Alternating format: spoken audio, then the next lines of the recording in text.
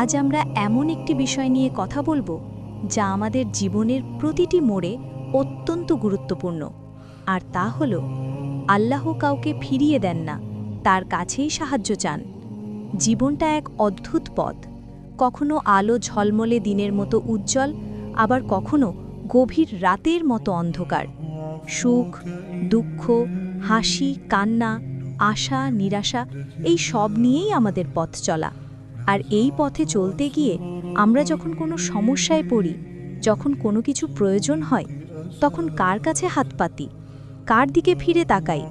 আল্লাহ সুবহানাহু ওয়া তাআলা, যিনি সকল ক্ষমতার উৎস, সকল দয়ার সাগর। তার ক্ষমতা অসীম, তার জ্ঞান অপার। আসমান ও জমিনের সব কিছু তারই নির্দেশে চলে। তিনি এক মুহূর্তে সব কিছু সৃষ্টি করতে পারেন, আবার এক মুহূর্তে সব কিছু ধ্বংস করতে পারেন। আমরা মানুষ হিসেবে খুবই দুর্বল। আমাদের শক্তি সীমিত, আমাদের জ্ঞান সীমিত। আমাদের পক্ষে এমন অনেক সমস্যা আছে যা সমাধান করা অসম্ভব, কিন্তু আল্লাহর জন্য কোনো কিছুই অসম্ভব নয়। আমাদের ছোট থেকে ছোট প্রয়োজন থেকে শুরু করে জীবনের সবচেয়ে বড় বিপদ, সব কিছুর সমাধান কেবল তারই হাতে। পবিত্র কুরআনে আল্লাহ তাআলা অসংখ্যবার আমাদের স্মরণ করিয়ে দিয়েছেন তার প্রতি ভরসা রাখার কথা।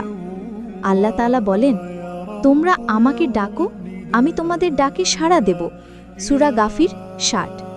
এর চেয়ে স্পষ্ট আর কি হতে পারে? তিনি নিজেই বলছেন যে তার কাছে চাইতে, তার কাছে প্রার্থনা করতে, আর তিনি আমাদের ডাকে সাড়া দেবেন। সুবহানাল্লাহ। এর অর্থ কি? এর অর্থ হলো আমরা যখনই তাকে ডাকি তিনি আমাদের শোনেন, যখনই আমরা তার কাছে সাহায্য চাই তিনি সেই সাহায্যের ব্যবস্থা করেন। এখন প্রশ্ন হলো, কিভাবে চাইব? তার সামনে নিজেকে সম্পূর্ণরূপে সমর্পণ করে, নিজের দুর্বলতা স্বীকার করে চাইতে হবে। পূর্ণ বিশ্বাস রাখতে হবে যে তিনি অবশ্যই আমাদের দোয়া কবুল করবেন। হতে পারে এখনই কবুল করবেন, অথবা এর চেয়েও উত্তম কিছু দেবেন, অথবা আখিরাতের জন্য সঞ্চয় করে রাখবেন। বারবার চাইতে হবে। একবার চেয়েই হাল ছেড়ে দিলে চলবে না। বারবার মন থেকে চাইতে হবে, কারণ আল্লাহ তার বান্দার বারবার চাওয়াকে ভালোবাসেন। শুধু চাইলেই হবে না, নিজেদের পক্ষ থেকে হালাল পন্থায় চেষ্টা করে যেতে হবে। চেষ্টা এবং দোয়া, এই দুটি সমন্বয়েই আসে সাফল্য। আমাদের প্রিয় নবী মুহাম্মদ সাল্লাল্লাহু আলাইহি ওয়াসাল্লাম তার জীবনের প্রতিটি ক্ষেত্রে আল্লাহর কাছে সাহায্য চেয়েছেন। যখন তিনি সবচেয়ে কঠিন পরিস্থিতিতে ছিলেন, তখনও তিনি আল্লাহর ওপরই ভরসা করেছেন। একবার চিন্তা করুন, যখন ইউনুস আলাইহিস সালাম মাছের পেটে ছিলেন, তখন তিনি কার কাছে সাহায্য চেয়েছিলেন? আল্লাহর কাছে। আর আল্লাহ তাকে সেই ভয়ঙ্কর বিপদ থেকে রক্ষা করেছেন। যখন আইয়ুব আলাইহিস সালাম কঠিন রোগে আক্রান্ত ছিলেন, তখন তিনি কার কাছে সাহায্য চেয়েছিলেন? আল্লাহর কাছে।